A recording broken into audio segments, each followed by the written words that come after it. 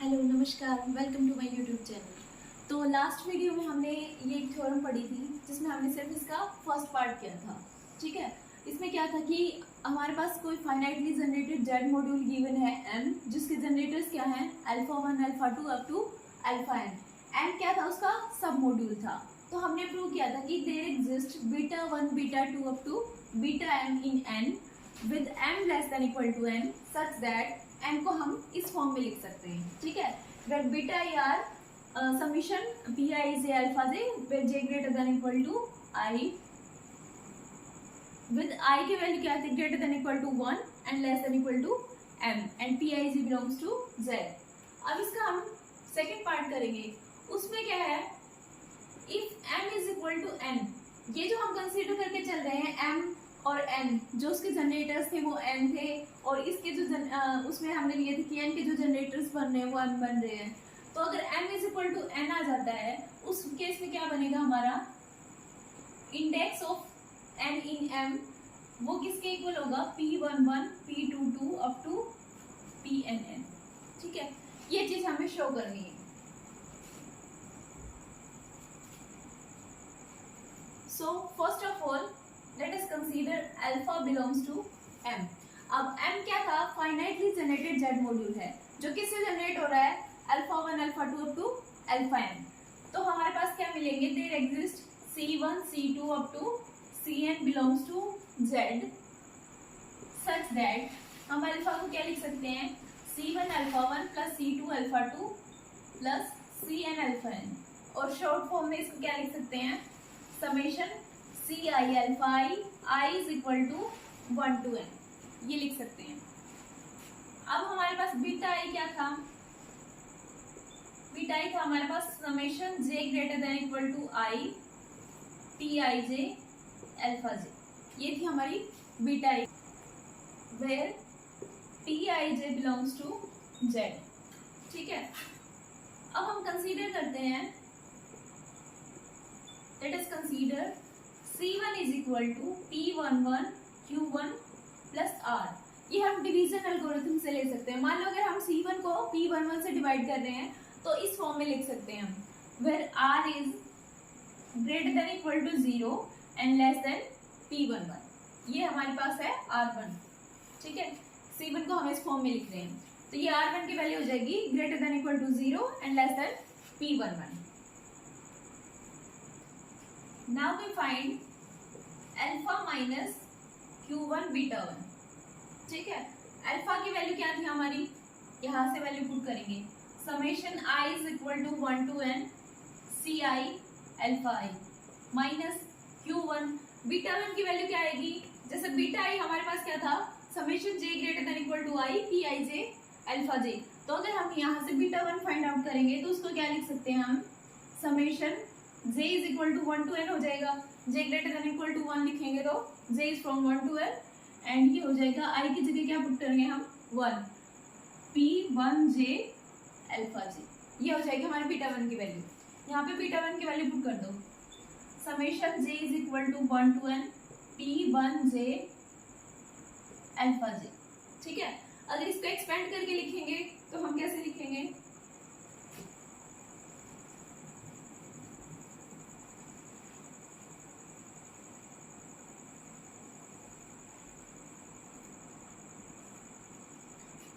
इसको हम लिखेंगे alpha minus Q1 beta 1 is equal to, ये हो जाएगा हमारे पास C1 अल्फा 1, इसमें से अल्फा 1 को कॉमन ले लेंगे जैसे अल्फा 1 अल्फा 2 इन सबको कॉमन ले लेंगे तो हमारे पास क्या बचेगा ये C1 माइनस Q1 P11, ये हो गया अल्फा 1 इंटू प्लस यहाँ क्या आएगा C2 माइनस P12 Q1, ये हो जाएगा।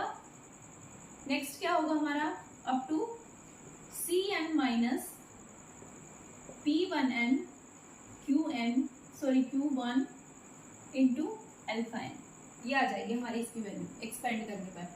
ठीक है, अब इसको हम क्या लिख रहे हैं, इसको हमने कंसीडर कर लिया C1 डैश, नेक्स्ट वो कर लिया इसको C2 dash alpha 2 up to Cn dash alpha n, ये सब लिख लिया हमने।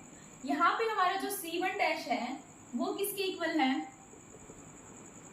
C1 माइनस Q1 P11 के इक्वल है। ठीक है, यहाँ से देखो ये जो C1 डैश है, स्टार्टिंग में हमने जो कंसीडर किया था C1 को, वो क्या लेके चले थे, C1 को हमने लिया था P11 Q1 प्लस R1। अगर हम यहाँ से R1 की वैल्यू फाइंड आउट करते तो वो क्या आएगी, C1 माइनस P11 Q1। अब ये देखो जो C1 माइनस P11 Q1 है, ये किसकी वैल्यू है यहाँ पे, C1 डैश की। That means C1 dash is equal to R1। अब C1 dash is equal to R1 है, दैट मीन्स हम क्या लिख सकते हैं, C1 dash is equal to R1 और इसकी वैल्यू कितनी है, C1 माइनस P11 Q1। अब जो R1 था उसकी वैल्यू क्या थी, greater than equal to 0 and less than P11। तो यहाँ से हम क्या कह सकते हैं कि जो C1 डैश है उसकी वैल्यू क्या हो जाएगी, greater than equal to 0 less than P11। और जो बाकी ये हमारे हैं, जैसे C1 डैश के लिए तो हमने ये लिखा है।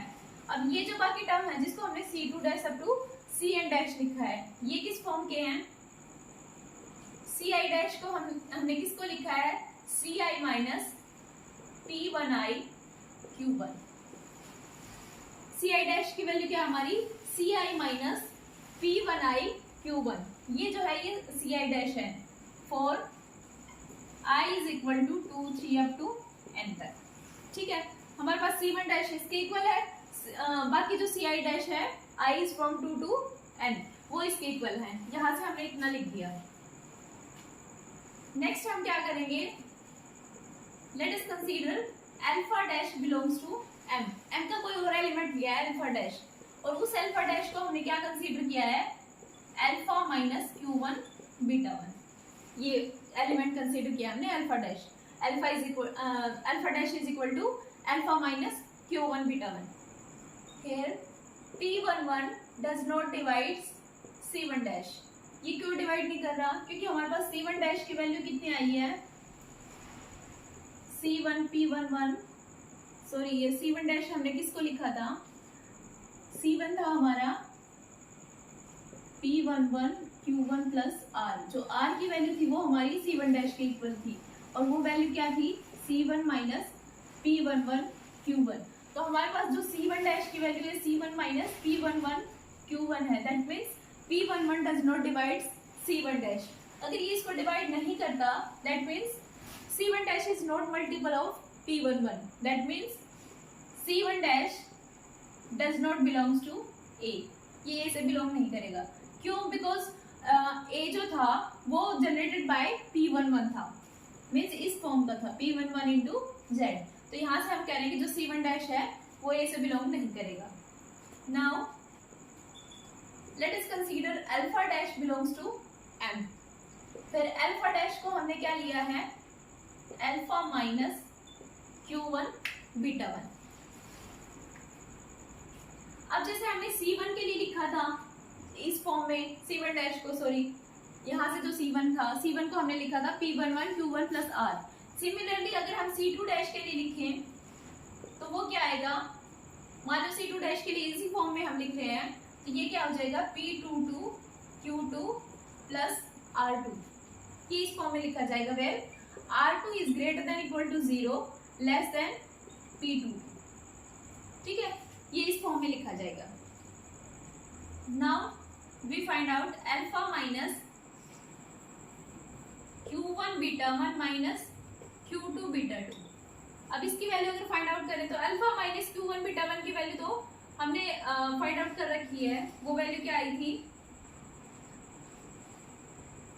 अल्फा माइनस Q1 बीटा 1 की वैल्यू आई थी हमारे पास C1 dash alpha 1 C2 dash alpha 2 up to Cn dash alpha n। इस फॉर्म में लिखा था हमने। ठीक है, जहाँ पे हमारा जो Ci डैश था वो किसके इक्वल था, Ci माइनस P1i Q1, ये इसके इक्वल था।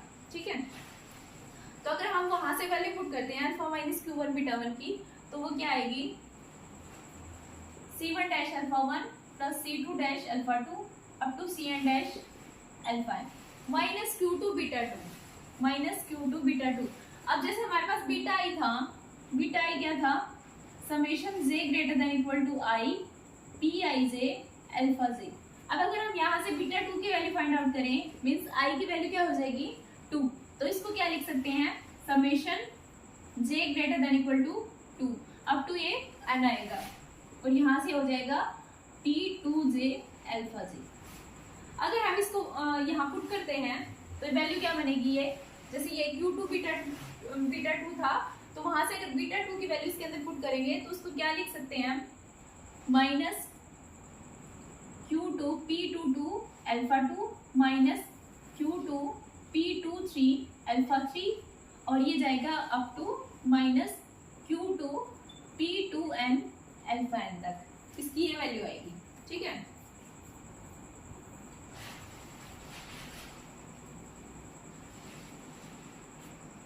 अब यहां से हम अल्फा 1 अल्फा 2 सबके कोएफिशिएंट को एक साथ ले लेंगे, alpha minus Q1 beta 1 minus Q2 beta 2, इसकी वैल्यू क्या हो जाएगी, अगर अल्फा 1 का कोएफिशिएंट तो हमारे पास सिर्फ यही आएगा C1 डैश अल्फा 1, अगर अल्फा 2 का कोएफिशिएंट देखें तो वो क्या आएगा C2 डैश और यहाँ से क्या आ जाएगा minus Q2 P22 up to, अगर हम अल्फा n का कोएफिशिएंट देखें तो वो किस फॉर्म का बनेगा, Cn dash minus Q2 P2n। ठीक है, ये हो जाएगा।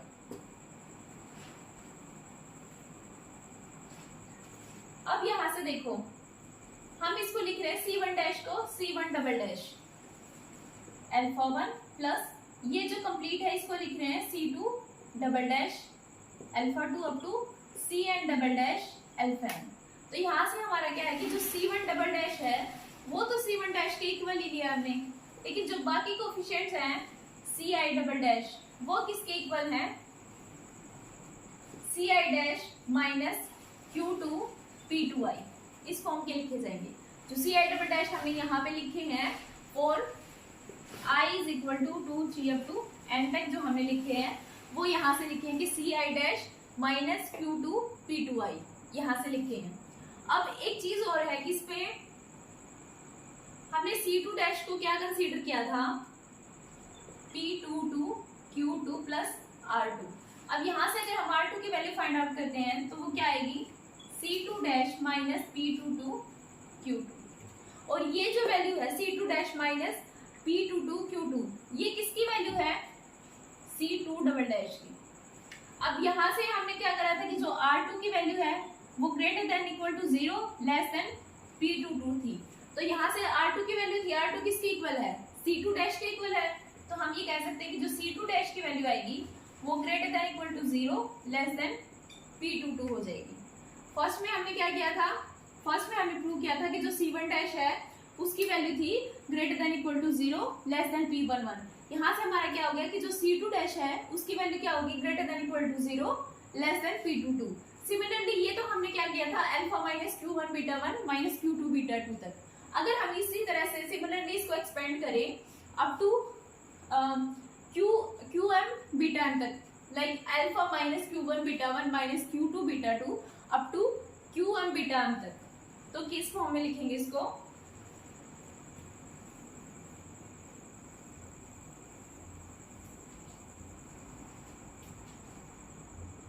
Alpha minus Q1 beta 1 minus Q2 beta 2 up to QM beta n। अगर इसको इस फॉर्म में लिखते हैं तो हमारे पास ये क्या बनेगा, C1 star alpha 1 plus C2 star alpha 2 up to Cn star alpha n, इस फॉर्म का लिखा जाएगा। और यहाँ पे जो हमारे Ci स्टार हैं सारे, उनकी वैल्यूज क्या क्या होंगी, greater than equal to 0 less than Pii। जो सारे ये जो Ci स्टार बनेंगे उनकी वैल्यू हमारे पास ग्रेटर देन इक्वल टू 0 और लेस देन Pii आएगी। ठीक है, यहाँ तक हो गया। और यहाँ जो Ci स्टार है greater than equal to 0 less than Pii है, वो किसके लिए है, for i is equal to 1 to up to m, सभी के लिए है ये, i is equal to 1 to m। अब अगर हम m is equal to n इसके अंदर कंसीडर करते हैं तो m is equal to n की फॉर्म में अगर इसको लिखेंगे तो ये आ जाएगा alpha minus q1 beta 1 minus q2 beta 2 up to qn beta n is equal to c1 star alpha 1 plus c2 star alpha 2 up to cn star alpha n। इसको इस फॉर्म में लिख सकते हैं।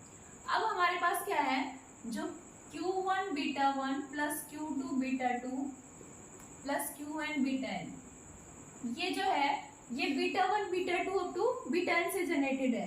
दैट मीन्स ये किससे belong करेगा, n से बिलोंग करेगा, जो हमारा n का हमने सब मॉड्यूल लिया था, क्योंकि n जो है वो beta 1 beta 2 up to beta n से जनरेट होता है। अगर इसका कोई लीनियर कॉम्बिनेशन है तो वो किस में बिलोंग करेगा, n में बिलोंग करेगा।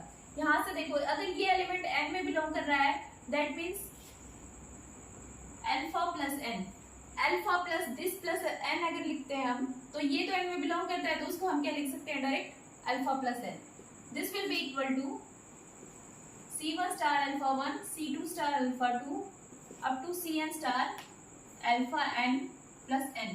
इसको हम इस फॉर्म में लिख सकते हैं, ठीक है। तो alpha plus n is equal to summation C i star alpha I is equal to 1 to n plus n।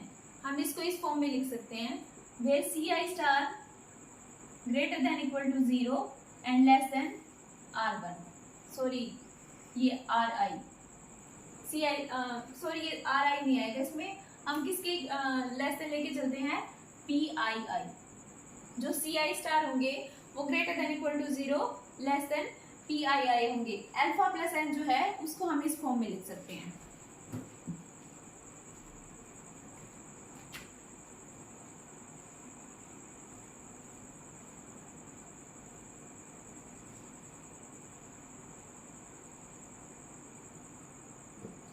अब हमें ये शो करना है कि जो factor module m by n होगा उसका जो कोसेट होगा उसकी यूनिक रिप्रेजेंटेशन होगी इस फॉर्म में। कैसे, अगर मान लो हमारे पास दो एलिमेंट हैं अल्फा और बीटा बिलोंग्स टू m, तो अल्फा प्लस m और beta plus n they belongs to m by n, इससे बिलोंग करेंगे। अब हमें ये शो करना है कि जो इसका कोई भी कोसेट है m बाय n का उसकी यूनिक रिप्रेजेंटेशन है इस फॉर्म में, ठीक है। अगर हम ये कंसीडर करते हैं कि यूनिक रिप्रेजेंटेशन नहीं है, हम ये लेके चलते हैं और कॉन्ट्राडिक्शन दिखा देते हैं, दैट मीन्स यूनिक रिप्रेजेंटेशन आ जाएगी हमारी। अब अल्फा बिलोंग्स टू n है, sorry alpha belongs to m है, बीटा बिलोंग्स टू m है, तो हम अल्फा को क्या लिख सकते हैं, समेशन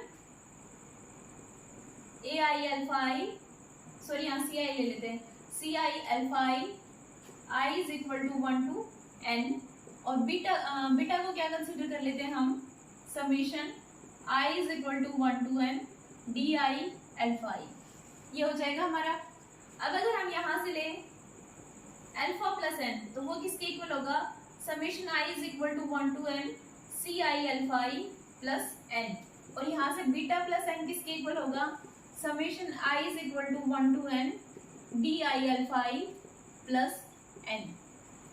अब अगर हम फिर ये जो है हमारे पास सी आई और डी आई, ये इस फॉर्म में कहाँ से लिखे हैं हमने, अभी जो हमने लिखा हुआ था कि alpha plus N, alpha belongs to M दिया था, और अल्फा प्लस एन की जो हमने रिप्रेजेंटेशन थी वो इस तरह से शो की थी कि i is equal to 1 to n a i star alpha i, फिर a i star is greater than equal to 0 and less than P i आई।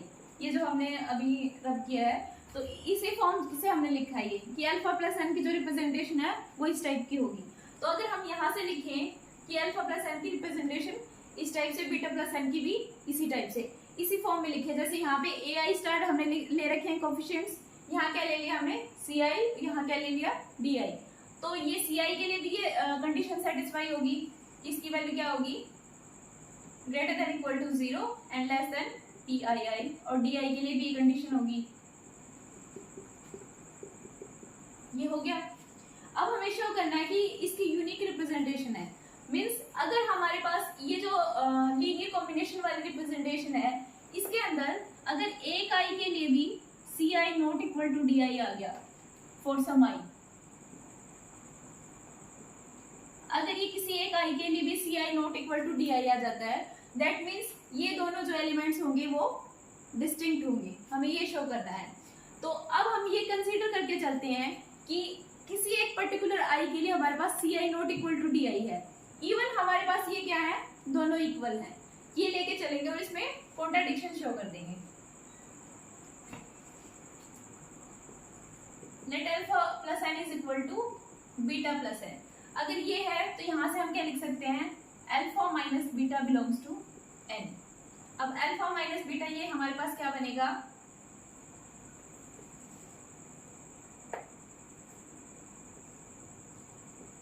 अगर यहां से हम फाइंड आउट करें अल्फा माइनस बीटा तो वो क्या आएगा, summation I is equal to 1 to N C I minus D I alpha i, ये बनेगा। अब यहाँ से देखो ये हमें क्या है कि alpha plus N is equal to beta plus N है, तो that means alpha minus beta belongs to N.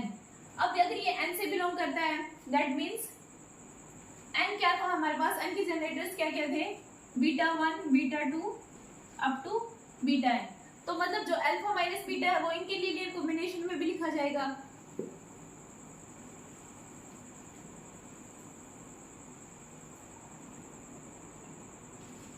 अगर अल्फा माइनस बीटा को इनके लीनियर कॉम्बिनेशन में लिखेंगे तो कैसे लिख सकते हैं, के आई beta i is equal to 1 to n, इस फॉर्म में लिख सकते हैं। एक तो अल्फा माइनस बीटा को हम ये लिख सकते हैं, दूसरा अल्फा माइनस बीटा को हम इस फॉर्म में लिख सकते हैं। अगर दोनों फॉर्म को हम इक्वल लिखते हैं तो क्या आएगा, summation I is equal to 1 to N C I minus D I alpha I is equal to summation I is equal to 1 to N K I beta आई, ये हो जाएगा।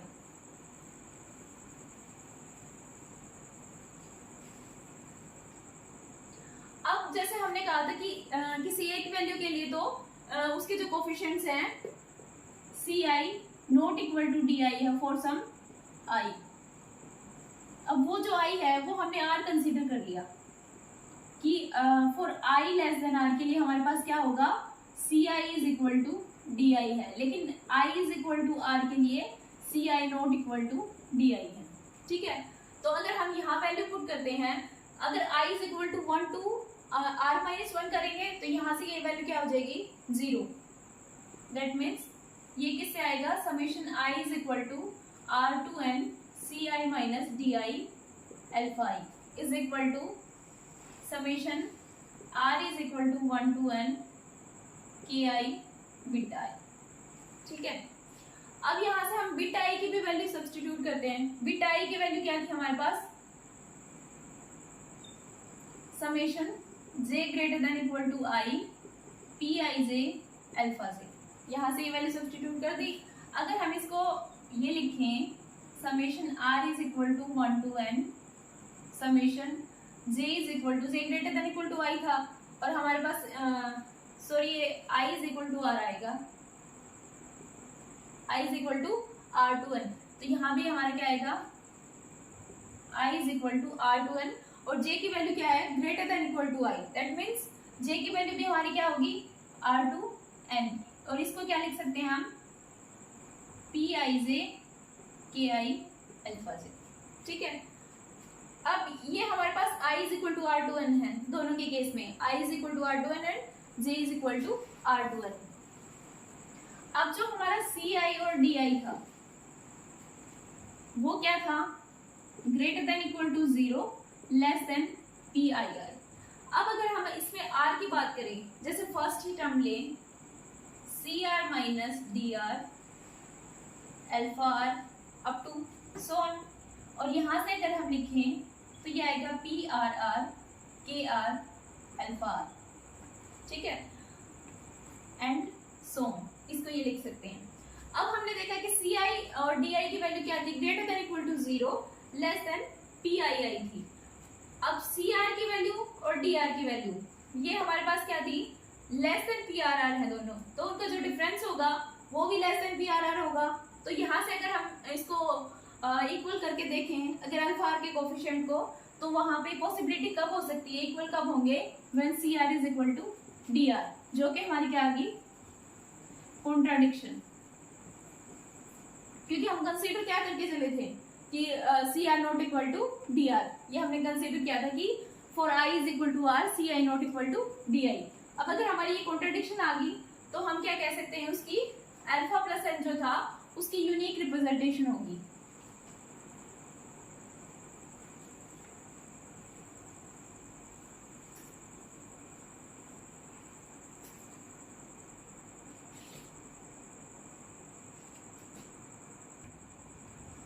सो अल्फा प्लस एन को हम क्या लिख सकते हैं, summation I is equal to 1 to n C I alpha I plus n, where c i is greater than equal to 0 less than P i i. ये हमारे पास जैसे m बाय n की हमने कहा कि हर एक एलिमेंट की क्या होगी, यूनिक रिप्रेजेंटेशन होगी, तो अल्फा प्लस एन को हम इस फॉर्म में लिख सकते हैं। ठीक है, अब यहाँ पे हमारे पास C1 के लिए कितनी चॉइसेस हैं, P11 अप टू C2 के लिए कितनी है, P22। तो सिमिलरली अगर हम देखें C1 C2 up to Cn, इनकी कितनी चॉइसेस बनेंगी, P11 P22 up to Pnn। अगर हम इस चॉइस के अकॉर्डिंग देखें तो हमारा index of n in m कितना हो जाएगा, P11 P22 up to Pnn। और यही चीज हमें शो करनी थी कि अगर m is equal to n है तो index of n in m कितना होगा, P11 P22 up to Pnn। ये हमने शो कर दिया। सो आज की वीडियो में बस इतना ही। अगर आपको वीडियो अच्छी लगी हो तो please like share and subscribe. Thank you.